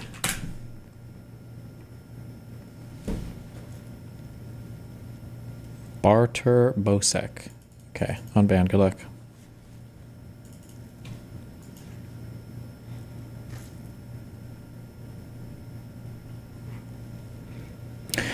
Lol Overruled drops a statement after his allegations went viral. This is not my full apology, and it isn't meant to be. I still need some time to figure out how to do that and what that looks like. What did he do again? He sexted with some people? That's it, right? There's a lot being said about my behavior. I'm absolutely embarrassed and ashamed of myself in many instances and have been a real asshole. I don't deny that at all. I know many people are disappointed, and I'm disappointed myself.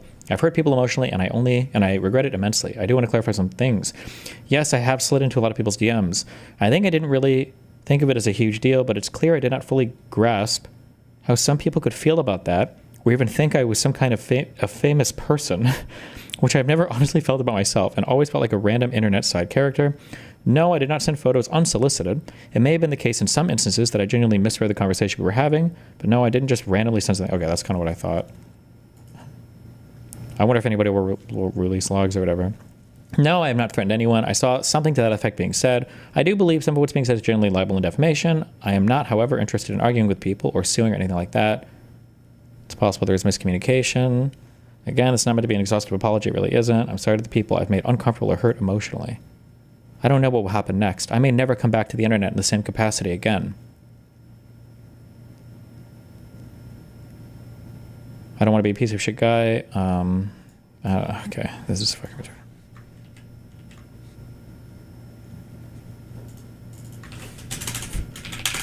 I hear it. Hold on, let me close my door.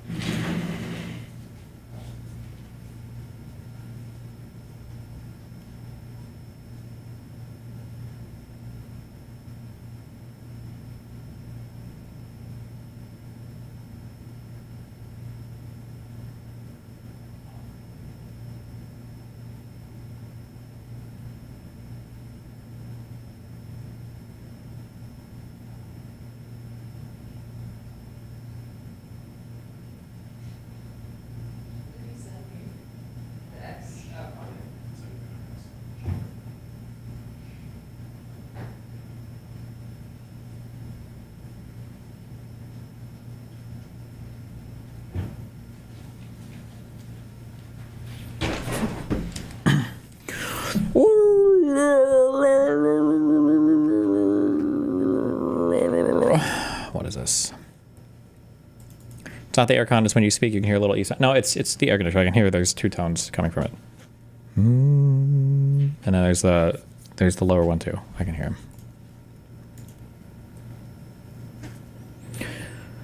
I see Econo Boys take very differently. I hear social ownership is egalitarian. It would be great if everything was, but I don't think using force to get that is good. So it won't reach 100% like market capitalists say free market with regulation. We might get into that. I don't know. We'll see.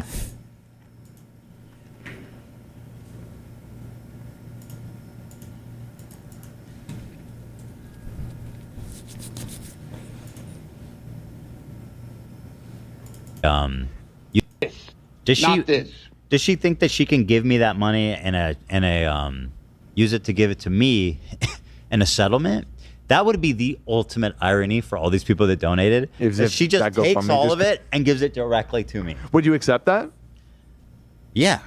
I mean, she owes me more than that, though. She owes me more than that. Oh, okay. I'm garnishing. All right, well, you might have to negotiate it out a little bit, but there you go, Frogan. There's your get out of jail free card. Honestly, all you have to do is just rip off your fans. I had space in my heart to let her off with like creative settlement offers and stuff. Sure. But at this point, I think I'm not settling with any of these people. I'm coming for the maximum damages. You know.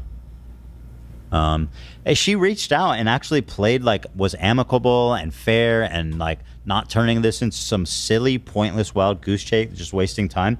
Then I'd be a lot more amendable to alternative settlement. That, Rogan? There you go. I'll give you a little tip, Rogan. Who fucking who? If you just tell Ethan that he's funny. She did say that recently. I know, and I remember how you reacted. And I'm just saying. Really funny sometimes. It didn't save her though. You think that I'll just drop it? No, not just with that, but that's you could butter me up. Yeah, he could be buttered, is what I'm trying to say. Just like he could definitely be buttered up. He's the greatest, the funniest podcaster alive. I hope you get PTSD. Yeah. So Frogan, I don't know what you're doing. I don't know why you're doing it, but you really should just figure your shit out because in 1 week it is going to get real ugly for you. Real ugly. Rip. FaZe Banks just got caught selling all of his equity in his MLG coin. Is MLG coin like the MLG, the old MLG? Is that still a thing, or do they just have a crypto? Rip.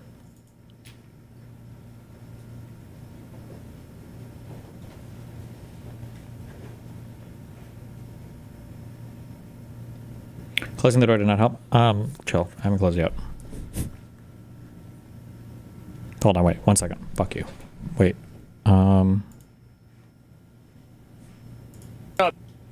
Upset you guys, all right? I believe in climate change. I'm sorry. I do. I believe. I think it's happening. I do. I think it's happening. And so, yeah, I do.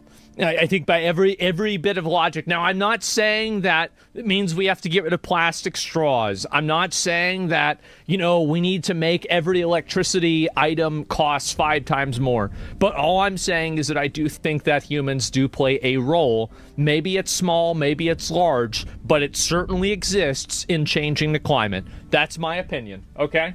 Sorry, that's what I think. And so anyway, yeah, why do you believe that, though? Because it makes logical sense.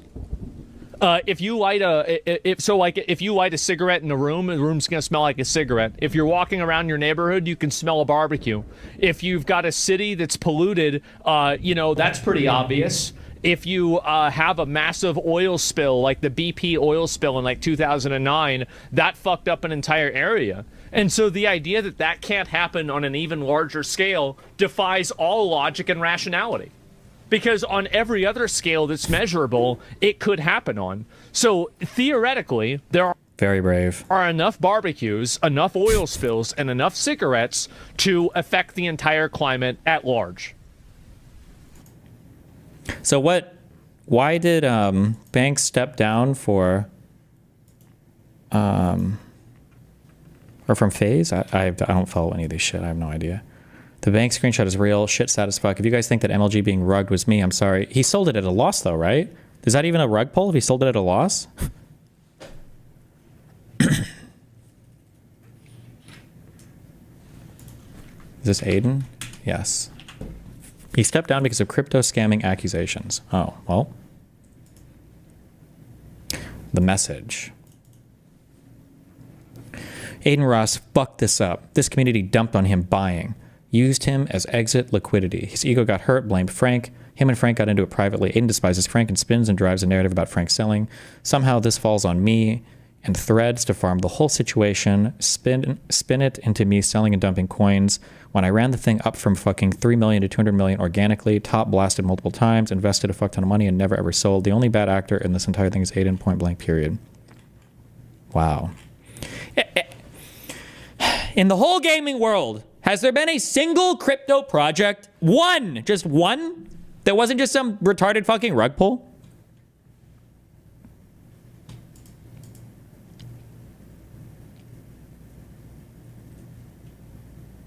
Why'd you say gaming? Well, because I assume outside of gaming, there has certainly been a coin that has had some utility, right?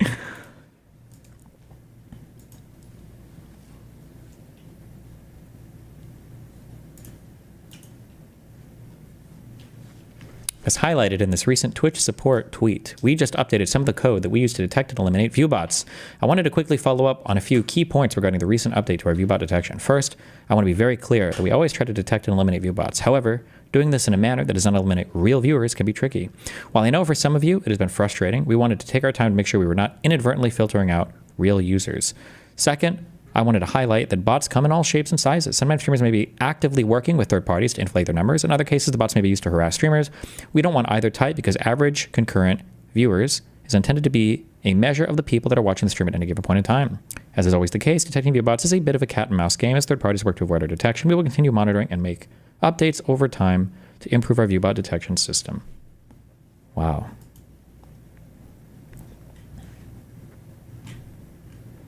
I'm guessing like a big update went in that's dramatically affecting view counts of some streamers, or...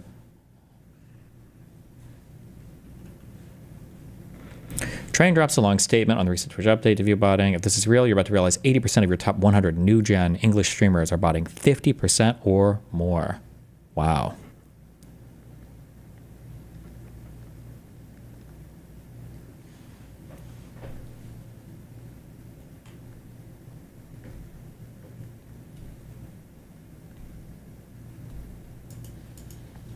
It's affecting no one.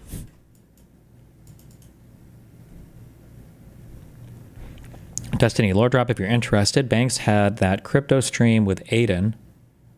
There were unironically hundreds of crypto scammers watching that stream. They used the retards as exit liquidity, and the 3 people who were there on stream are unironically infamous crypto heads that have done this 20 times. Based?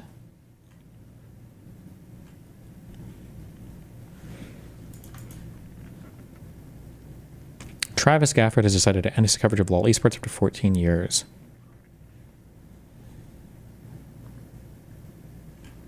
Don't know, but good for him.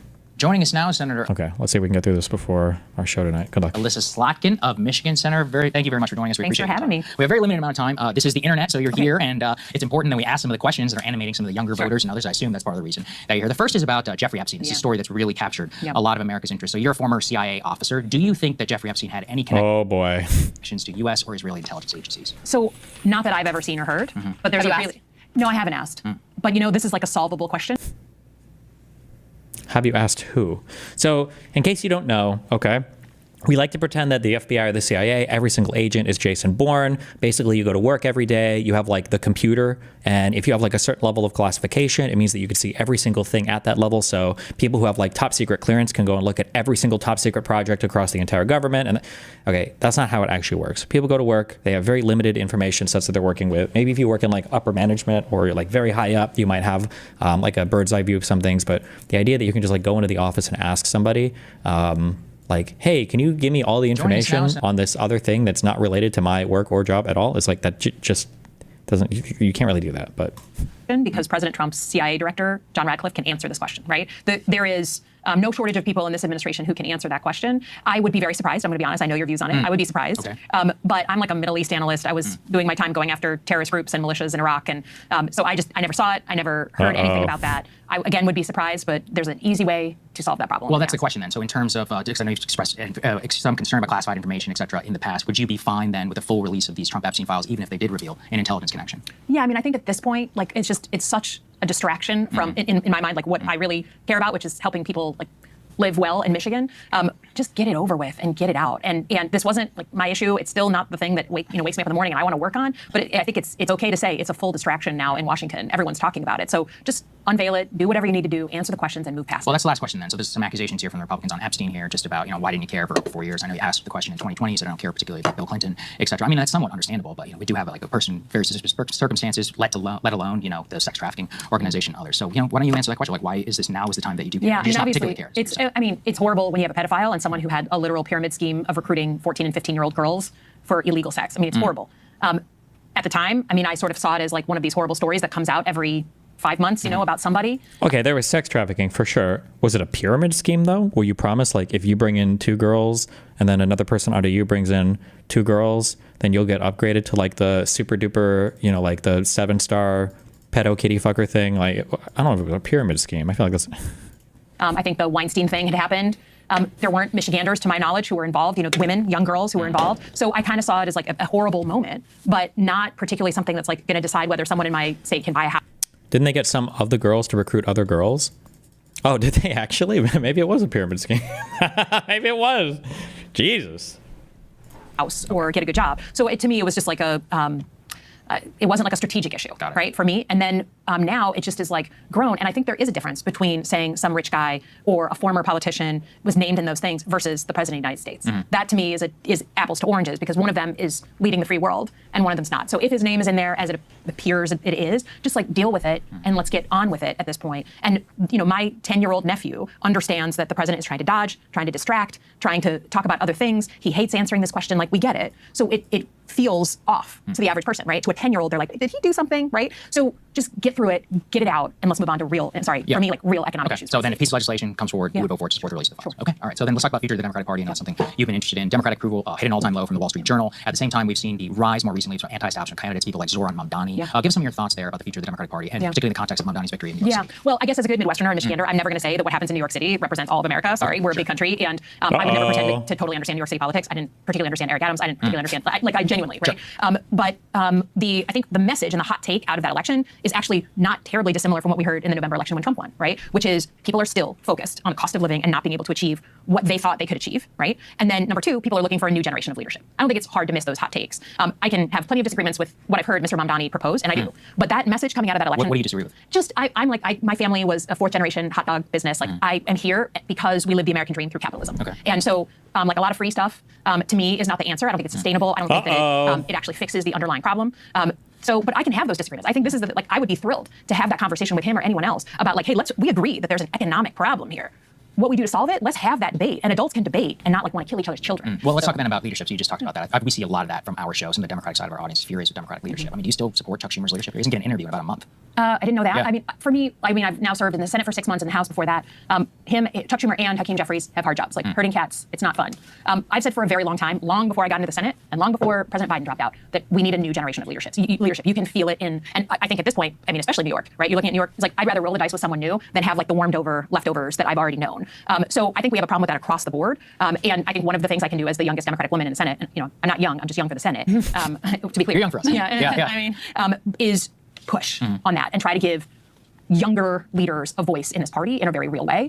And to me, that's upward pressure, that pressure that you're talking about from the people is good. So then shouldn't they endorse him? I mean, what kind of a message, Schumer and Jeffries, shouldn't they endorse? They're both from New York. They're both New Yorkers. Yeah. And what kind of a message does it send if this guy won the Democratic primary, he's the Democratic nominee, it was overwhelming, if then the centrist leadership of the party said, we can't get behind it. You just asked me before we started the exact same question about the Michigan Senate primary, and I'm like, Michigan Democrats don't get involved in primaries. We all are friends. So I can't speak to what they're doing. I think, I hope that they're meeting. If this person is... They did. And Hakeem Jeffries still refused to endorse him. Think about it from this context. Let's say in 2028, a more moderate figure wins the Democratic primary and a bunch of progressives. Why do they always give this fucking example? People do it with Israel.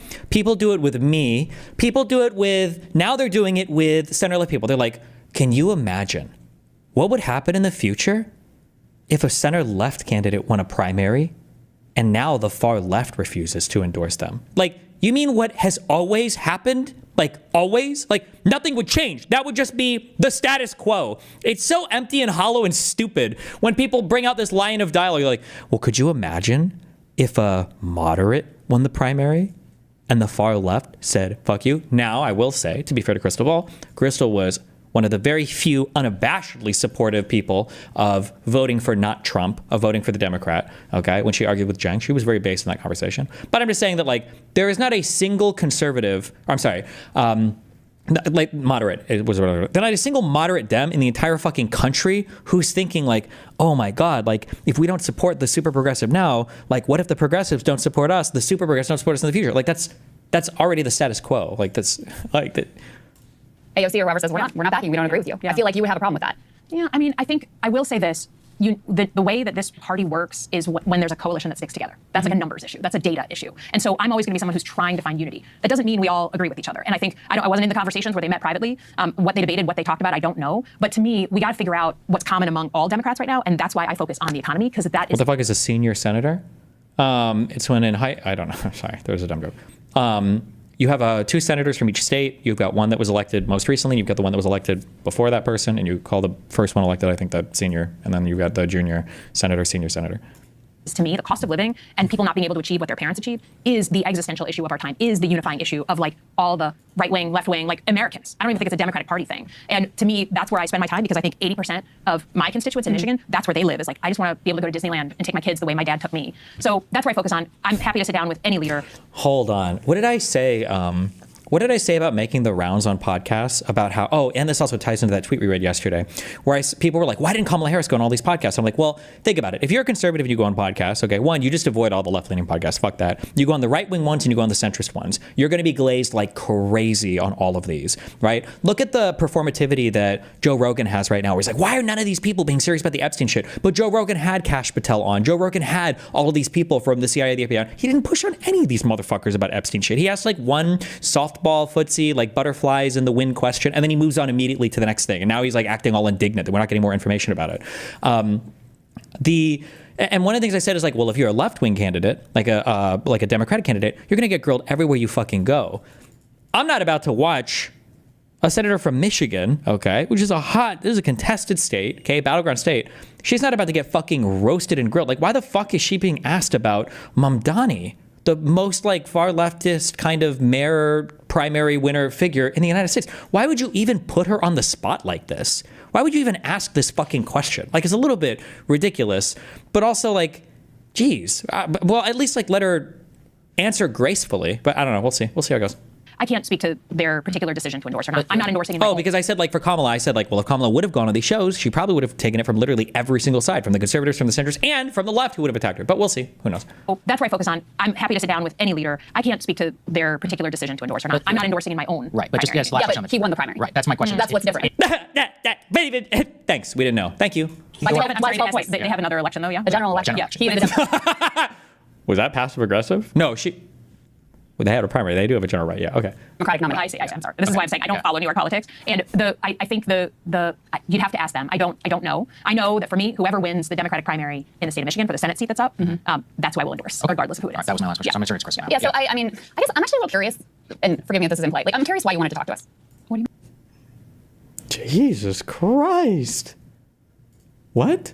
Well, like, we don't have actually a lot of senators, especially ones who have very different ideology than us, reach out. So I'm curious what your goal was and why you thought to come here. Well, first of all, I think you have a good audience. I mean, right? If you appeal to like 4 friends on YouTube or whatever, then I probably wouldn't be here. But I think to me, part of the problem is that people have kind of gone to their corners. And I live this, right? I live on my family farm in a town that voted heavily for Donald Trump. I've never won my town. I've never won my precinct. I've never won my neighbors. We get along, but I never won them, and I probably never will. So to me, I think that the people have gone to their corners, and like people who used to be able to talk about politics and disagree don't even get in the same room together. So I kind of like the idea of your show. Like, it was interesting to me when my team pitched me, right? We go through, and like, there's no hiding it. Lots of people are like, how do we evolve in this new space? You know, like that's not it's not that conversation isn't happening. It is, and I think that's good, and to the credit of lots of shows like yours. Yeah. But I think your show appealed to me as I was being pitched because you guys don't agree. And like, I am very focused. My dad was a lifelong Republican. My mom a lifelong Democrat. Like, Michiganders want to get back to a place where we can disagree on politics and not have it be so like bitter. So I hear you on the idea of like you want to talk about economics and the unifying and cost of living, and I think that ignores a big elephant in the room, especially when you're talking about even Zoran Mamdani. The reason Hakeem Jeffries and Chuck Schumer don't want to endorse him is because of his position on Israel. The single most viral clip that he had. Is that the only reason? I feel like Mamdani just in general is like quite far left of the party. I don't think you necessarily need the whole Democratic Party to rally around him. The actual answer, the real answer, right? Forget all this Israel bullshit or whatever, is Crystal and Sagar, not Sagar, I'm sorry. Crystal and the rest of like the progressives, now that they finally have a far left candidate winning a fucking primary, at least now they finally have, they want him to be like the spiritual fucking leader of the entire Democratic Party. And it is so fucking cringe how hard they're trying to force it. They're trying to act like Mamdani is going to be like the new face of the entire Democratic Party because he won the primary and maybe the general for the New York election. It's like, bro, chill, okay? Jesus. In that election actually wasn't about cost of living, even though that's what he wanted to make his campaign about. His opponents, Andrew Cuomo in particular, wanted to make it all about accusing him of anti-Semitism and attacking him for his views on Israel and Palestine. So the most viral moment from that entire campaign, I believe, was this moment on the debate stage. Guys, this is E1. Let me go ahead and play this for you, and then I want to get your reaction. Mr. Mamdani. I would stay in New York City. My plans are to address New Yorkers across the 5 boroughs and focus on that. Mr. Mamdani, can I just jump in? Would you visit Israel? As mayor? I will be doing, as the mayor, I'll be standing up for Jewish New Yorkers, and I'll be meeting them wherever they are across the 5 boroughs, whether that's in their synagogues and temples or at their homes or the subway platform, because ultimately we need to focus on delivering on their concerns. And just yes or no, do you believe in a Jewish state of Israel? I believe Israel has the right to exist. As a Jewish state? As a state with equal rights. Now, this was considered very controversial when he said it, and I think the results are in at this point, that he didn't win in spite of his position there. He won in part because of it, including if you listen to Andrew Cuomo's numbers, he won a majority of Jewish voters inside of New York City. And so what I'm curious for your view on is, while, you know, I would love to debate you on your healthcare policy, I think we need Medicare for all, you think public option, your housing policy, et cetera. I'm just being really real with you. I don't really hear what you say if you are still supporting a genocide in Gaza. And oh my God. What did I say before? That one of the biggest issues that these brain-rotted lefty dipshits had is one of the reasons why I won't build a bridge to Kyle Kuklinski and these people is that every single issue collapses into the black hole that is fucking Gaza? Holy shit. What the fuck? I will not support. By the way, if there are people that are doing this like, I'm allegiant to Israel and I think Jews are the best in the world and I want to go fucking masturbate at the Wailing Wall and I want to eat all of Netanyahu's cum and blah, blah, blah. Those people are fucking cringe as fuck, okay? Call them Zog, whatever the fuck you want. It is equally cringe, though, to throw your entire country out of the fucking bus for Hamas, okay? And the Palestinians. I'm sorry. If you think that all of the weird foreign allegiance to Israel shit is cringe, fine. You know, I'll meet you halfway. I'll probably even meet you more than halfway on that, okay? Because the only interest I have in Israel is insofar as it serves fucking U.S. interests. But if you're willing to use that argument, but then on the other side you go, I'm sorry, battleground state, Michigan, I need to know exactly what you're going to do to ensure that we have a one-state solution where all of the Palestinians get the right to return back to their land, and we're going to fight against Israel. And it's like, excuse me, what the fuck? What the fuck are we talking about right now? And that's for me, you know, I'm speaking for myself, but I know there are millions of other people who feel the same, that you have to at least cross this sort of moral threshold. And what it indicates to people, and I think part of why, you know, Zoran won so many people in New York City, young people in particular, but Jewish New Yorkers, people across the board, is because it was a sign of, number one, okay, you're focused on New York City first and foremost. What is this tweet from Kyle Kuklinski? What? Oh, there's Glenn Dipshittenstein. Wow, a Dem senator actually went on a show that has tough questions instead of the usual captured outlets. Credit where it's due. Oh, never mind. He did a nice tweet. I'm sorry. Kyle Kuklinski said, no credit. She saw it was a left-right show and thought it was some centristy beltway bullshit. She had no clue what she signed up for, and she learned her lesson the hard way. Yeah, okay, fuck. Where was my... I feel like there's like 20 clips of me saying why Kamala or whatever wouldn't make the rounds on any podcast is because she would just get fucking obliterated from all sides. This is a great example of that. Foremost. Number two, you're willing to take the heat on an issue that is really difficult for you, where you're being overtly smeared as an anti-Semite. And number three, there's no, you know, entrenched interest that's going to control you. You have a spine, you have principles, you're willing to stand up for something. And so, you know, I'm curious for your reflections on that because of your voting record and where you stood on this conflict. Yeah, well, I mean, one of the proudest moments that I had in my last election, where I just won on the same ballot as Donald Trump, was that I won a majority of Jewish voters in Michigan. We have a large Jewish population. And I won Dearborn Heights, and Hamtramck, the 3 Muslim-dominated cities. Trump won 2 out of the 3. So I think the thing that I would push back on is the voters vote with their feet, right? We have a moment in an election where they get to decide. And there was no issue that was more difficult for me in this last, I would say 6 years, but certainly in this last election, other than this issue, because it's personal. I'm a Middle East analyst by training. And so what I tried to do and why I think I managed to win both those communities is call balls and strikes, literally up to this week on what's going on. So let's talk a little bit more about that. But I think it's important, right? If you're going to push on me, then I think like there's one of us that's had an election and had to appeal to my voters and win. And so it doesn't surprise me at all that Mr. Mamdani. Ooh, don't bring up winning elections because nothing triggers progressives harder than pointing out the fact that they fucking get annihilated in all of their fucking elections. Won. Or actually, I didn't know his name. I didn't know much about him until he won. But because I think this issue is motivating people in a very visceral and personal way. Yeah. But it's not the only issue that my voters in Michigan care about. Of course. And the online world is extremely focused on this, but that doesn't always represent the majority. And I think if I can push back, like if we're out on the road every day in Michigan when I'm there. In some communities, that issue is the number one issue, 100%. And like, I mean, up till this morning, right? Like people texting my phone and talking about a plan, something we're working on. But I go outside the Detroit area, it's not in the top 40. But Senator, it's not just a political issue, it's also a moral issue is what I'm trying to get to. So let's talk about those, you know, calling the balls and strikes, if you will. So first of all, do you accept that Israel has a policy that they are committing a genocide and they are an apartheid state? Of enforced famine and starvation in the Gaza Strip? I think I literally put my name on a letter yesterday or last night that says like, a policy of starvation, people are starting to starve. And in general, I mean, I served in places like Ramadi and Fallujah. I watched in 2004 and 2005, Al-Qaeda terrorists drag American citizens behind a vehicle until they died, right? Like horrible, and then string them up like a lynching. Okay. We still had a responsibility to get aid into Fallujah, despite the fact that we were fighting Al-Qaeda cells in Fallujah, and I have been clear about that. So this is a crime against humanity. Forced starvation is a crime against humanity. The occupying power has oh my God, dude. She's actually so fucking cringe. Responsibility to get aid into the war zone, period. So by the law of war. So in addition, do you accept that the Israeli plan, as reported she's literally going for gotchas. Like she's trying to do fucking TikTok reels. Holy shit. Tariffs, as discussed openly by ministers like Ben-Gvir and Smotrich, as backed by the President of the United States, is forced ethnic cleansing. I think we have, as recently as yesterday, the Prime Minister of Israel talking about forced migration into certain areas and then potentially out of the country. That is not legal. That is not on any international standard since World War II. And I've been clear about that. So I would ask for a little bit of an open mind. Well, what I would ask is, listen, I'm a YouTuber. You know, I have my words. That's all I have. But you're a United States senator. Like you're not the president, but you have power. So what are you going to do? Because so far what we've seen, I mean, you voted for some of the aid that's been used to massacre children and innocents. You know, you have backed Israel, as far as I can tell, from your voting record at almost every turn. You voted for a definition of anti-Semitism that would, codify anti-Zionism as anti-Semitism. You voted as a member of the House to sanction the ICC for indicting Benjamin Netanyahu, who you just admitted is a war criminal, by your own words. So are you going to join Senator Angus King, Senator Bernie Sanders in saying no more aid to this country that is committing war crimes against innocent civilians? I think the first thing, if you're asking about what to do with power, and I would offer that right now Democrats own nothing in Washington. Yeah, I was going to say, get Democrats elected. So don't play powerless with me. You're a United States senator. There are things you can do. In terms of who runs our foreign Yeah, there are things you can do. policy, I just think it's interesting, right, that there was a ton of protests when Democrats were in charge. There was a protest. Oh, true. And for some reason, all of them fucking disappeared as soon as Trump went office. In Manhattan yesterday. Okay. Oh, good job. Good. Wow. Protests in Manhattan. Nice. I think it's fair to say, just to be honest, that back and forth, like the number of protests that go on now have significantly declined. Well, they were part of your political coalition. Well, that's right? that's fair. No, they weren't. No, what? I'm here. Yeah. I was very upset over the Biden administration policy. And as you can tell, I'm very upset over the Trump administration policy. So let's deal not in strawman, but but in terms of so the tools that I have, the tools that we have in general, to me, the most important thing is a pressurized campaign to get aid into people who are starving. That to me is the number one, because that's the one is urgent and today.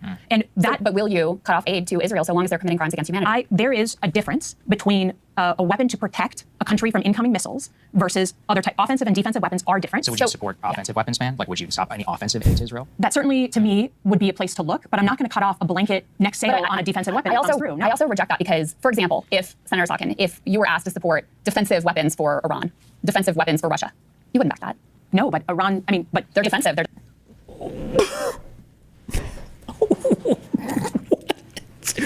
What is that comparison?